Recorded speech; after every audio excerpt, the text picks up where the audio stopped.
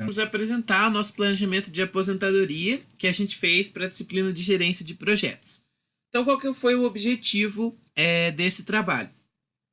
A gente considerou que a gente vai começar a trabalhar logo após a gente se formar na faculdade, que no nosso caso, projeta uma idade de 23 anos. E a gente considerou que a gente quer trabalhar até uma idade de 75 anos e a nossa expectativa de vida é de 110 anos.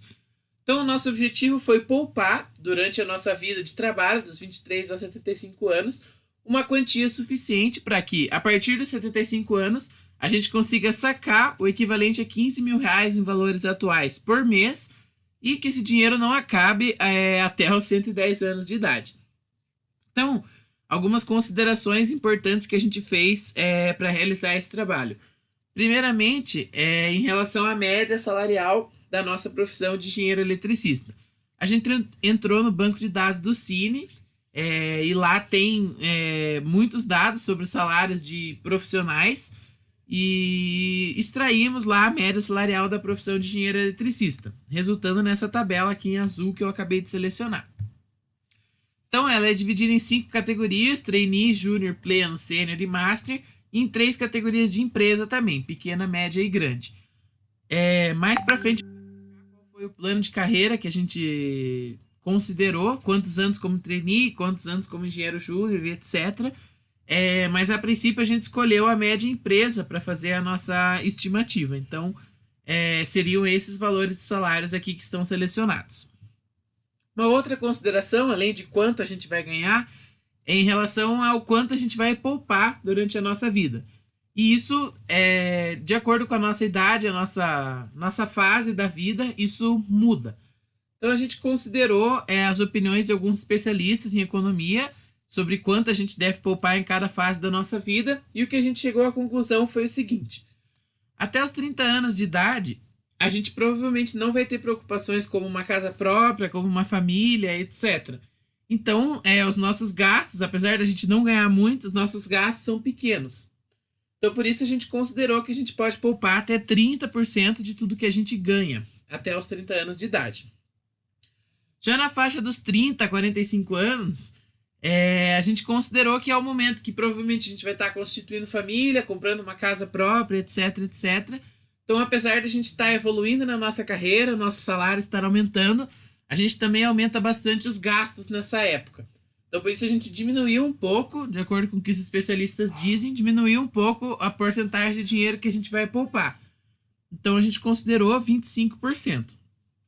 Já na faixa de 45 a 60 anos, já digamos assim, a segunda metade, né, da nossa vida profissional. Então, é o momento da gente começar a se encaminhar para a nossa aposentadoria. O que significa quitar muito das dívidas que provavelmente a gente vai ter durante a nossa vida. Por exemplo, financiamento de casa própria, empréstimos e etc.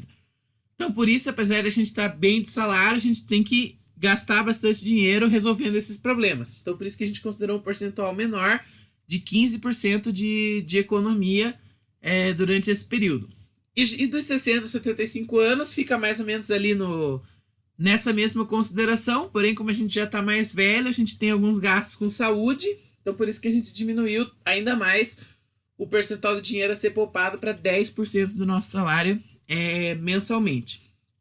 Bom, além de quanto a gente vai ganhar e quanto a gente vai economizar, é importante também saber onde a gente vai colocar esse nosso dinheiro e quanto isso vai nos render anualmente. Então, por isso que a gente considerou aqui um perfil um pouco mais conservador a princípio. De até os 30 anos, a gente deixar uma porcentagem um pouco maior em investimentos de alto risco, para a gente se arriscar mais e conseguir crescer um pouco o nosso bolo já no começo da carreira, mas diminuindo gradativamente até que na faixa dos 60 a 75 anos a gente deixe 100% em renda fixa as nossas economias, porque a gente considera que não é tanto mais a hora da gente arriscar o nosso dinheiro e mais a hora da gente administrar ali o que a gente fez durante a carreira. Em relação a rentabilidades, a gente considerou algumas médias. Na renda fixa, a gente vê que o principal indicador é o CDI, o Certificado de Depósito Interbancário. A gente pegou a média do CDI nos últimos 15 anos e a gente chegou à conclusão que ela foi de 10,4% ao ano. E consultando algumas opções de investimento da corretora XP Investimentos, a gente chegou à conclusão que para investimentos onde a gente não precisa de uma liquidez muito grande, ou seja, a gente pode deixar o nosso dinheiro lá a longo prazo, o que é o nosso caso em relação à aposentadoria, a gente consegue, como a gente pode ver aqui, taxas de até 120% desse CDI. Então foi o que a gente considerou. Consideramos 120% do CDI, o que totaliza em 12,48% ao ano, como rentabilidade da renda fixa. Já para os investimentos de risco, a gente também recorreu a essa corretora, só que a gente viu alguns fundos de ações que eles têm lá. A gente viu que a rentabilidade é muito maior, a média desses fundos aqui que estão listados nos últimos 12 meses foi de 33%, mais ou menos, mas a gente preferiu ter mais segurança e não colocar que a gente vai conseguir 33%, porque a gente vê aqui que tem alguns fundos com 17%, 18%, que foi bem menos. E isso poderia prejudicar aí nosso cálculo. Então, por isso, a gente considerou aí 20% ao ano para ter um pouco mais de segurança nos resultados. Em relação à inflação, a gente teve uma inflação de 3% aí, mais ou menos no ano de 2017, mas se a gente for ver historicamente, é um valor extremamente baixo para o que o Brasil costuma apresentar. Então, por isso, a gente preferiu não usar a inflação atual, e sim também a média dos últimos 15 anos, que a gente chegou no percentual de 6,46% ao ano. Então, considerando tudo isso, quanto a gente ganharia, quanto a gente pouparia e onde a gente colocaria esse nosso dinheiro, a gente fez uma tabela para descobrir o quanto a gente conseguiria e se isso seria o suficiente. Uma coisa que é importante ressaltar é o seguinte, que daquelas rentabilidades de 12,48% na renda fixa e 20% no alto risco, a gente descontou tanto o imposto de renda, que para fundos de ações e investimentos de renda fixa a longo prazo é uma alíquota de 15%, então a gente já descontou, e a gente descontou também a inflação, porque assim a gente consegue medir o nosso ganho em poder de compra e não em números absolutos de dinheiro, sendo que o dinheiro perde um pouco do seu valor, né, por conta da inflação. Então, com isso, a gente consegue referenciar tudo isso a valores atuais, descontando a inflação e referenciando tudo a 15 mil reais em valores atuais, etc. Então, sobre o plano de carreira, como eu tinha comentado antes, a gente considerou começar aos 23 anos, ficar um ano como trainee, 4 como engenheiro júnior, 12 como engenheiro pleno, 20 como engenheiro sênior e 16 como engenheiro master. Se aposentando aos 75 anos e vivendo até os 110. Então, a gente calculou a reserva necessária, ou seja, quanto que eu preciso de dinheiro para eu, deixando tudo lá na renda fixa, no final, quando a gente se aposentar, porque daí a gente não quer arriscar de jeito nenhum esse nosso dinheiro que a gente acumulou durante toda a vida. Então, deixando lá na renda fixa, quanto eu precisaria para conseguir sacar 15 mil reais por mês durante aí esses 35 anos que eu vou viver como aposentado. Então, a gente chegou à conclusão que a reserva necessária seria de 3.407.000 reais, aproximadamente. Então, com essas considerações que a gente fez de não arriscar muito o nosso dinheiro, deixar a maioria dele na renda fixa, a gente conseguiu chegar nesse objetivo, obtendo no final 3.553.000.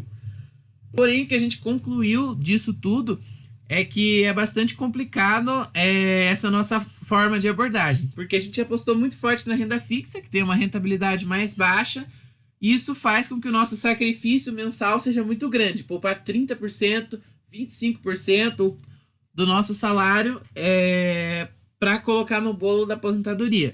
Isso pode comprometer um pouquinho da nossa qualidade de vida enquanto a gente trabalha, a gente ter ganhado nosso dinheiro, mas não poder gastar uma quantia bem significativa para colocar no bolo da aposentadoria.